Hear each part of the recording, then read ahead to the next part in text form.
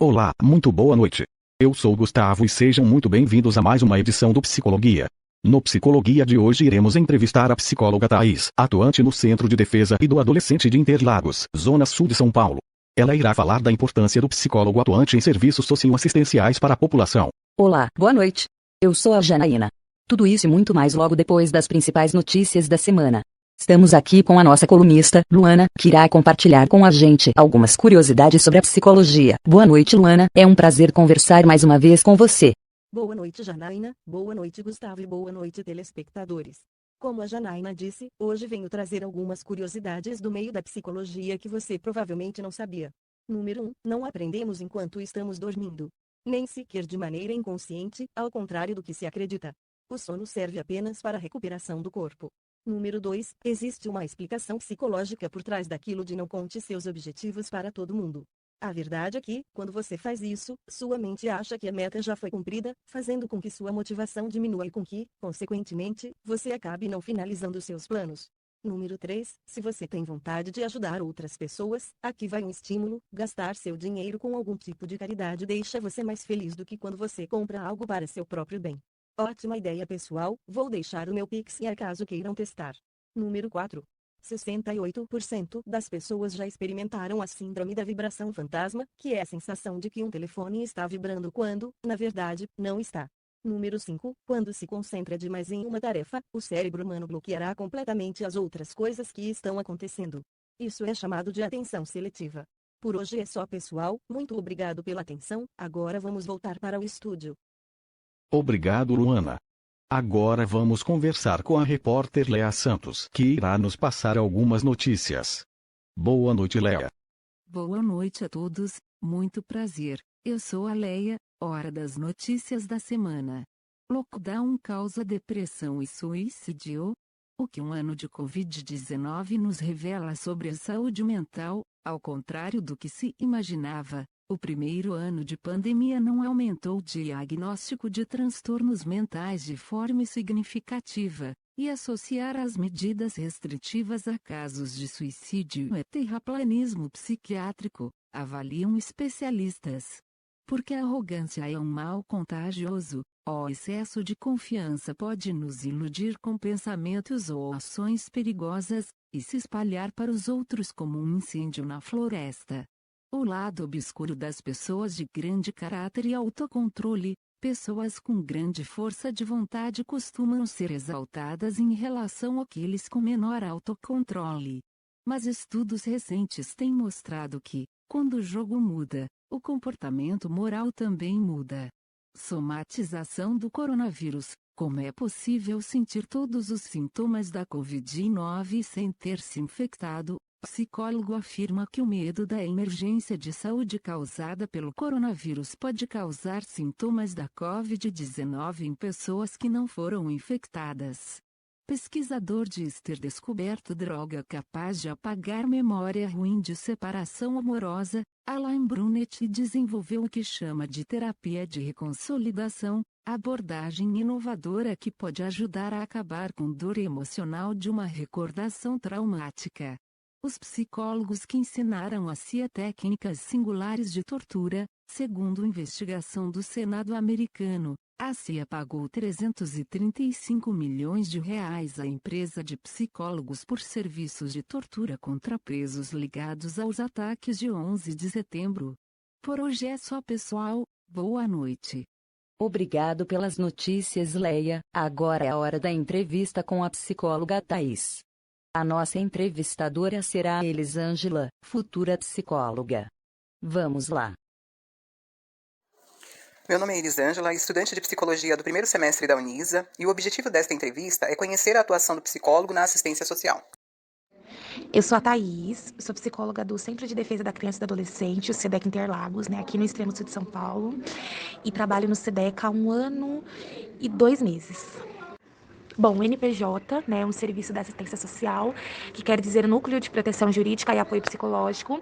Este serviço é um serviço que existe só dentro dos CREAS, então todo CREAS tem um NPJ que presta aí os atendimentos de determinado território.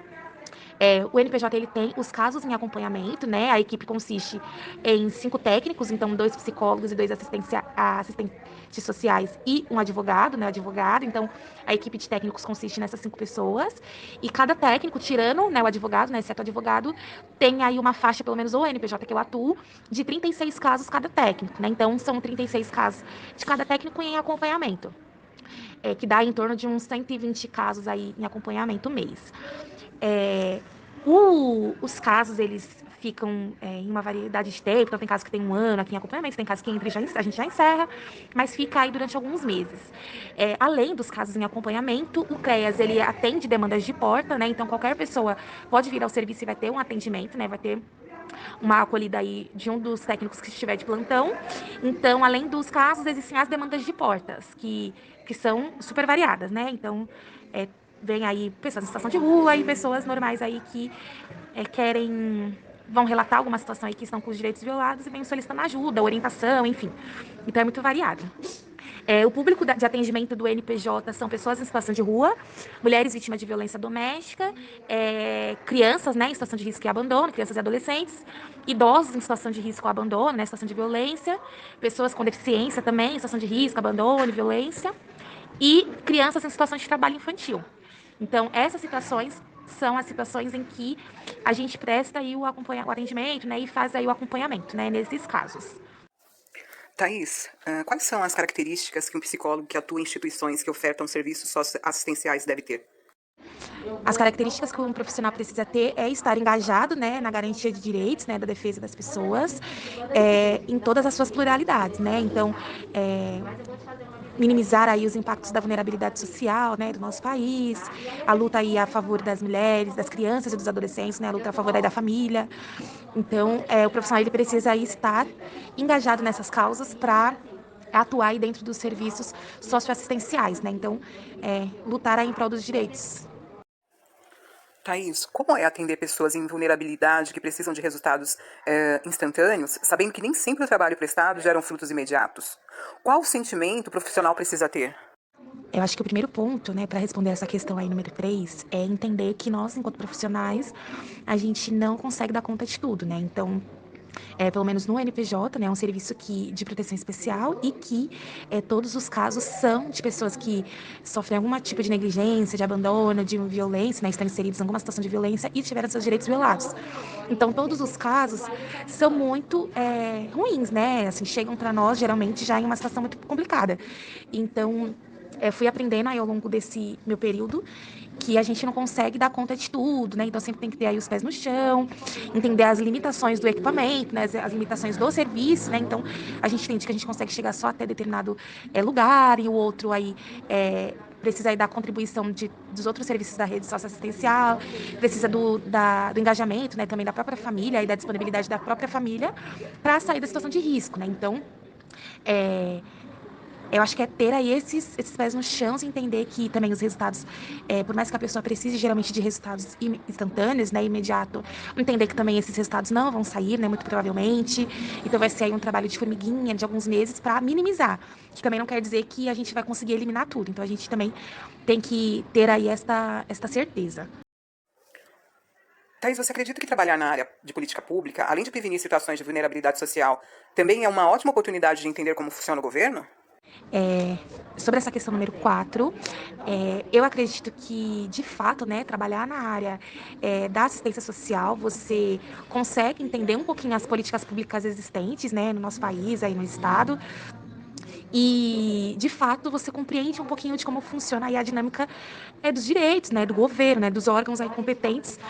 Então, você começa a compreender um pouquinho mais como que é a dinâmica, como que funciona aí a resolução dos problemas, né, sociais. Então você vai entendendo realmente um pouquinho mais. Eu acho que é uma ótima oportunidade, principalmente para quem quer ingressar na área assistencial, né, na área da assistência social, e que inclusive o serviço, né, o equipamento que a gente trabalha, né, equipamento que ele lida com várias categorias, né, atende um público diverso, então você consegue compreender um pouquinho dos direitos, né, de cada categoria. Então, os direitos dos idosos, o direito das crianças, né, das mulheres vítimas de violência doméstica. Então, você entende aí, começa a aprender um pouquinho de cada área, né, e agrega aí consideravelmente seu conhecimento, porque na graduação, né, a gente não tem muito conteúdo sobre assistência, né? Geralmente fica muito focado em clínica, né? Em outras atuações, deixando aí a atuação na área da assistência muito de lado quando nem chega a aparecer, né? Aparece muito psicólogo social, mas não aparece de fato serviços que a gente pode atuar. Então, é sim, com certeza, uma ótima oportunidade. Thaís, quais são as expectativas em cima do trabalho de um psicólogo atuante no CREAS ou nas demais políticas públicas? Respondendo à questão número 5, assim, aqui dentro do CREAS, né, dos serviços da assistência social, geralmente as pessoas não sabem nem que existe aí o profissional psicólogo no RH, né, dos profissionais que atendem. Então, geralmente chegam sempre procurando, eu quero falar com assistente social. Então, o psicólogo não tem aí uma visibilidade, assim, né, não sabem nem da nossa existência. Aí, quando a gente presta os atendimentos, geralmente eles chegam com a expectativa de terem atendimentos individuais, né, um atendimento psicológico mesmo, né? Então, vem bem por essa expectativa. E que não é o nosso papel, né? Então, ele é um papel, nosso papel né, o fortalecimento familiar, o atendimento familiar, são atendimentos pontuais, né, que a gente consegue aí fazer alguns atendimentos pontuais com a família, nós realizamos, sim, alguns atendimentos individuais, mas quando a gente entende aí que é necessário, ou quando é uma pessoa específica que está sofrendo violência, e a gente precisa aí fazer alguns atendimentos individuais para compreender um pouquinho a veracidade da denúncia, né, da informação, do encaminhamento, enfim. Então a gente realiza, mas sempre de uma forma muito pontual, sempre incluindo muito toda a família no processo, né, para minimizar a situação de risco, né, garantir aí os direitos. Então vai muito nessa pegada. Então, tanto o psicólogo quanto o assistente social, eles exercem aí a mesma função, não tem aí uma diferença de um atendimento para o outro, não, faz o mesmo papel que é o atendimento familiar. Né? Então, é isso, as pessoas não chegam buscando psicólogo, chegam buscando assistente social, e que no serviço no geral, a gente, assistente social, psicólogo, faz a mesma coisa, não tem nenhum tipo de filtro. Óbvio que para algumas questões, né, a gente consegue aí fazer uma análise um pouco diferente, né? Então, a gente consegue compreender algumas outras coisas, né, de cunho psicológico que o assistente social pode não compreender muito, né, ou pode compreender de uma forma mais superficial, né, digamos assim, né? Então a gente tem um outro olhar, mas no geral, principalmente na equipe que eu trabalho, acontece muita discussão de caso, né? Um vai contribuindo por causa do outro, então é sempre muito coletivo o trabalho, né? Aí, geralmente, os acompanhamentos, né, faz discussão de rede, então sempre tem a discussão com toda a rede socioassistencial, então SASF, UBS, CAPES, então, na grande maioria dos casos, os outros serviços da rede também prestam atendimento familiar e a gente vai aí contribuindo com os outros serviços para melhor atender as famílias. A gente consegue também encaminhá-los para centros de acolhida, né? Centros de acolhida familiar, só para mulheres, casos de mulheres vítimas de violência, então somos nós que encaminhamos para abrigo sigiloso, né? Para casa de passagem. Então todo este serviço é feito pelos profissionais, né? Pelos técnicos do NPJ. Não sei te dizer, né? Se tem algum CREAS que não tenha um NPJ, mas é um serviço que não tem prédio próprio, por exemplo. Então você só encontra mesmo dentro dos CREAS. O Psicologia de hoje vai ficando por aqui. Muito obrigado a todos pela atenção. Concluímos que o papel do psicólogo no CREAS é oferecer apoio e orientação às famílias e indivíduos que se encontram em vulnerabilidade pelos seus direitos violados, fortalecendo essas pessoas a enfrentar essas situações. São demandas emergenciais e esses profissionais visam desenvolver tentativas de evitar recorrências. Um olhar diferenciado e direcionado a esse grupo de pessoas que, na maioria das vezes, vivem em situações precárias e não conhecem os serviços de proteção e acolhimento, e através desses profissionais são direcionados à vida digna. E, por fim, conforme prevê no Código de Ética do Conselho Federal da Psicologia, o psicólogo baseará o seu trabalho no respeito e na promoção da liberdade, da dignidade, da igualdade e da integridade do ser humano, apoiado nos valores que embasam a Declaração Universal dos Direitos Humanos.